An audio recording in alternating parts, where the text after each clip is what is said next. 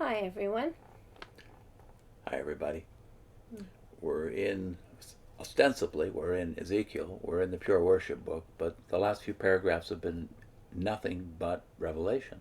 And they start with Revelation here. And they're going to continue with it. And last time we made the point that within this narrative, which is only a part reading of Revelation, as we've read it before, so you know what we're talking about. Yeah. It's a part reading, and you've left out 3 of the references. Out of 6 references to the 1,000 years in the same passage, you have left out 3 in your narrative. Yeah. Chapter 20. So you're determined to get it wrong, and they do. Mm-hmm. And let's just list the errors. We mentioned them last time, but didn't put them in the title. The errors are the wrong view of Armageddon, that everybody's destroyed except you. Is the wrong view of the biblical Armageddon in Revelation and in the prophets. Second is you have everybody that survives, Jehovah's Witnesses, and all the dead that are brought back. These are the second and third. Wrong view of Paradise Earth, that it's about growing to human perfection for the survivors of Armageddon. But it's also a wrong view of the resurrection, because you have the function of the resurrection to bring back the billions that never heard the gospel according to Jehovah's Witnesses. Yeah. And then to Give let them them have a second chance to grow to perfection, and then them all being tested. So we're going to see a fourth error here, or maybe a fourth and fifth, but depending on how you parse it, having to do with how they read their narrative into Revelation and to Ezekiel. Yeah. So let's read the couple of paragraphs first anyway, which is on page, 232? 232, paragraphs 24 and 25 we'll read.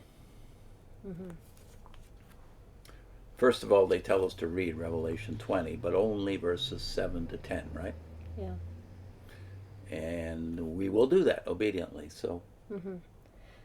Well, we're not going to reread Revelation 20. Take it on faith, because I don't think it's necessary. Read it yourself, though. In fact, read Revelation 20 over again yourself. The whole thing. And we'll give you some more stuff to read later. But okay. Take it for granted give us the benefit of the doubt. We've checked it.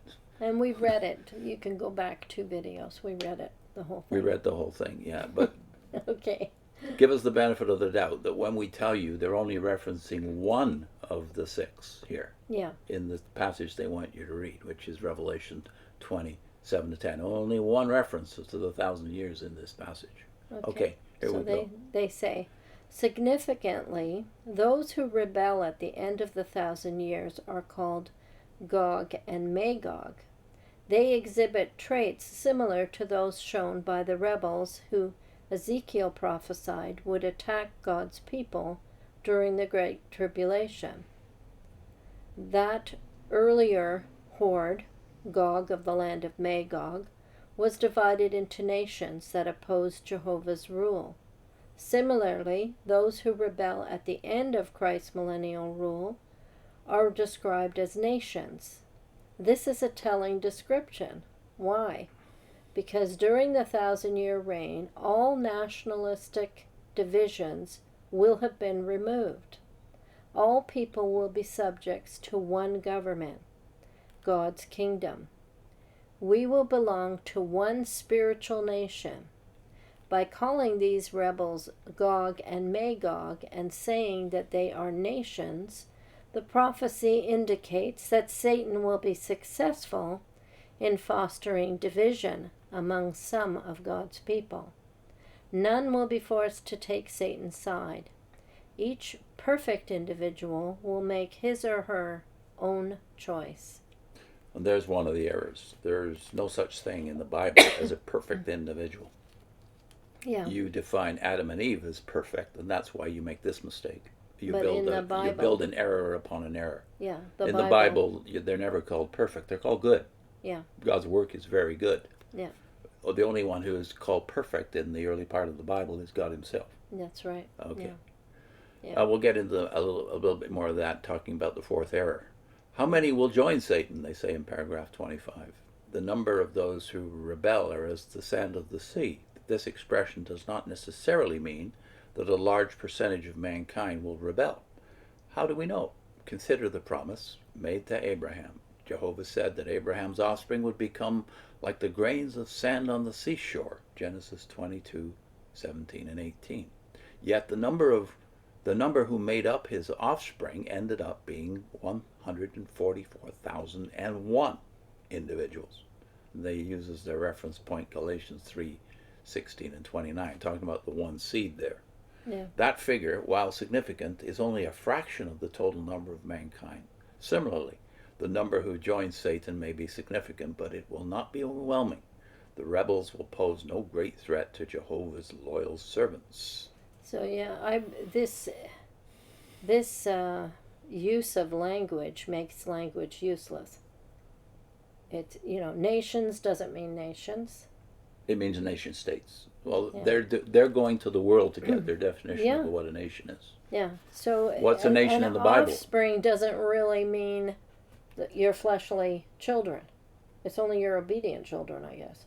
According to them, it's the faithful ones. That's 144,000, right? Yeah. This is not what Abraham would have thought when he got the promise. He was talking about literal offspring. Yeah. You have not yet given me a seed, meaning a son, not a spiritual seed. Mm-hmm. And then the way it works out, as we'll see in the readings from Genesis we're going to do in a minute, Mm-hmm. it is about nations, not a nation. You've limited it to the obedient. We'll read the passage you've Yeah. limited it to, which you think is numbered in Revelation, although Yeah. there's no equation between the revelation of the 144,000 and the great nation that's mentioned in the original promise. Yeah. So you've wrecked your narrative because you've wrecked the interpretation of the book of Revelation by not really relating it to the promises of God. That is consistently. You've made Revelation, as it were, the basis of your doctrine, as you have with things like Babylon the Great. Everything is to support their own narrative. So even having the Great Tribulation in Ezekiel, which doesn't talk about a Great Tribulation. Yeah. They make it be there anyways. What 'cause is it it? fits their narrative. You've only got one verse cited out of Ezekiel here, and that is 38:2, where you have a reference to Gog of the land of Magog. Yes, but Yeah. what's the setting? What's the context? We've done entire videos about this, where Yeah. you see clearly that the context. If you read all of Ezekiel 36 through 39, the context is a people who profane God's name, yet are brought back from their discipline of the exile To the land. and to come the back land. to the land and are born again in chapter 37 and living in peace in 38. Yeah. So the dispute here could be over you're assuming that this attack at the end of Revelation 20 is a different attack than the one at the beginning, because that's your theology, right? You think God's going to attack you during the Great Tribulation, and then somebody called Gog at the end of the millennium is going to come do the damage there. But that's not given from the book of Ezekiel and Revelation. There's a disagreement among Ezekiel scholars and Revelation scholars as to whether this is two attacks or one. Yeah. Because the nation described in this chapter you cite, 38, is living without walls Yeah, in the middle of the earth, having been restored from the nations. Well, Israel right now has not been completely restored from the nations. They're still scattered all And they over the certainly earth. aren't living without walls. Yes. Yeah. So, So I you've think- made a great mistake in your starting point, namely Yeah. assuming that we're talking about two different things. Yeah. And then the thing about the nations again, to just try and make it sound like, no, we're all one big happy family, one nation. How do you make sense of the phrase that Christ was to be King of the Jews and then King of Kings, if there's only one king? King of Kings becomes then king of the 144,000 who are kings and priests, right? Something like that. Okay. But that's Might not be the way they do it. But that's not the thought of King of Kings in the Bible. It doesn't start with the book of Revelation. You get that phrase from Revelation 2, right? Yeah. King of Kings applied to Christ. But it's not original to Revelation. This is the way that Nebuchadnezzar is described, King of Kings. Meaning, there are kings subject to me.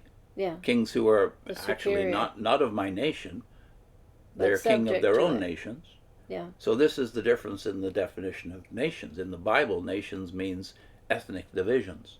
Just look at the list of the nations in Genesis chapter 10. Yeah. And therefore a king of such ethnic nations, one right now, that means conflict in the world. So I understand your animus towards national divisions because, yes, we need the Messiah to come to restore that oneness of the human population. But the nations are natural distinctions. They're natural distinctions because we are all families and we're all tribes. And we And belong we're all in nations. places, yeah. So we will all have a place on the earth, and that's where it gets back to Ezekiel again, where Gog is coming to a people that once were in the land, then were scattered around the earth, and now have been brought back. Yeah. That's not you. Yeah. And then the offspring of Abraham, we should talk about that. You know, that they have it that the only ones that are counted as offspring seem to be one line and obedient. The faithful line, yeah. But is that the way Abraham understood the prophecy being fulfilled? And was it fulfilled? I mean, that's where I think we need to read the Genesis Yeah, let's do that. account. So start with the one that you think is the base, and you're right. The whole world thinks that Genesis chapter 12, whether Christians differ on a lot of things, and they do, they all agree that the basis for not only the old covenants, that is the Abrahamic and the Davidic and the law covenant, not only the old covenants, but the new one too, are all based on this promise. So let's read 12. To the person, Abraham. To the person Abraham. And therefore it's no accident that about 1/2 of the world's population right now claims to be related to Abraham. Yeah. So let's read 12:1-3 then. And Jehovah said to Abram, "Go out from your land and away from your relatives and from the house of your father to the land that I will show you. I will make you a great nation, and I will bless you, and I will make your name great, and you will become a blessing. I will bless those who bless you, and I will curse those who call down evil on you. And all the families of the ground will certainly be blessed by means of you." The ESV says all families of the earth shall be blessed by means of Abraham, right? So what are families of the earth? Well, they're called nations later in the book of Genesis. Yeah. And if you doubt that, if you think, no, we're talking something else, and that the only nation that God's concerned with is the spiritual Israel, the 144,000 plus one, as you number it, 17 flatly rejects this idea. If you just read the development of the covenant as elucidated for us by these verses, this is 17, 1-6, and let's note that this is the chapter where Abraham's name is changed from Abram to Abraham. And why is that? It has to do with this point that you think you've got The better light on. definition of the name, yeah. The definition of the name and the definition of the word nation. So let's read 17:1-6. When Abram was 99 years old, Jehovah appeared to Abram and said to him, "I am God Almighty. Walk before me and prove yourself faultless. I will establish my covenant between me and you, and I will multiply you very, very much." At this, Abram fell face down, and God continued to speak with him, saying, "As for me, look, my covenant is with you, and you will certainly become a father of many nations. Your name will no longer be Abram, your name will become Abraham, for I will make you a father of many nations. I will make you very, very fruitful, and will make you become nations, and kings will come from you." Kings. Not just one king, the Messiah, the seed. There is the seed, but there's also seeds. Yeah. That's no Jew, going right up to Galatians, the very text you cite. No Jew would have said, oh, this was not fulfilled in some sense before. They would have said, ultimately, it's fulfilled in one person, not 144,000. The seed is one, Jesus, right? Yeah. But in him, in Abraham, there's also other nations. Yeah. So chapter 12 says, out of you I'll make a great nation. Now this one says, I'll make a multitude of nations out of you. Yeah. And they'll have kings. Yeah. So there goes the Watchtower narrative, even if it's just from Genesis. Yeah. The book of Revelation, therefore, has to be understood in the light of what's come before, right? Yeah, and how Abraham would understand God when he says he's going to make him fruitful. That's in actual physical sense. How did this work out? It is true. A great nation, first of all, Yeah. comes out of Egypt. There's, according to the census that's in the book of Numbers, there's 600,000 men of military age. So the nation must be somewhere between 2 and 3 million at this point. But he also has other children, and they too have kings in them. For instance, in Genesis 35, you have 35, is it? No, 36. You've got the descendants of Edom. Where's Edom from? Well, he's a grandson of Abraham, just like Jacob is. Yeah. And he has a great nation with sheiks in it. They're all listed in there. It's 36. Yeah. So before Israel is freed from bondage. When Ishmael is sent off, he's told, or Hagar's told, that he's going to be great. Mm-hmm. So the connection with Abraham has greatness in it, because his name is great, and his great expansion of nations makes him great. This is why Arabs to this day claim Abraham as their ancestor. Yeah. Not just those that are Muslims. Muslims claim him as also their spiritual ancestor as well as their physical, right? Yeah. Christians generally get to claim him as their spiritual ancestor, but Jews claim him as both. Yeah. So you've completely obliterated the Meaning the of thread language. of the biblical narrative to insert yours in here, namely that the seed is 144,000 plus one. Nobody believes that I'm aware of except you. Yeah. Yeah. So they don't have to have any physical connection at all.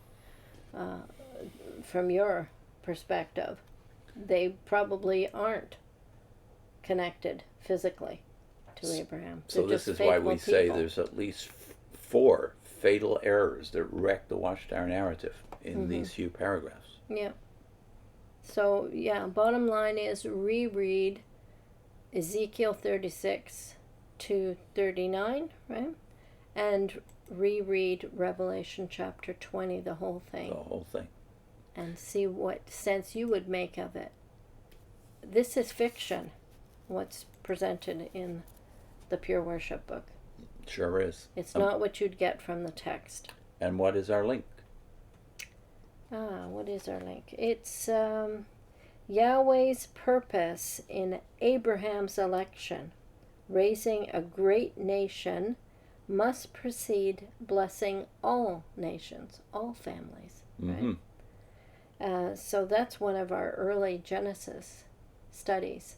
And we'll put the playlist to the Genesis studies for Jehovah's Witnesses. I don't know if you're aware of this, but we have a playlist in Genesis that is adapted to use with Jehovah's Witnesses, but is not just about Jehovah's Witnesses.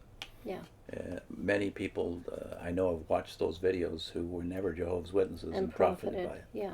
Because there's a correction for an awful lot of the false narratives that are around right now about the Middle East. Yeah. The correction is in the book of Genesis and elsewhere, but you need Genesis to explain some of the prophecies later on. And certainly to read Revelation responsibly, you need Genesis. Yeah. See you next time. Bye.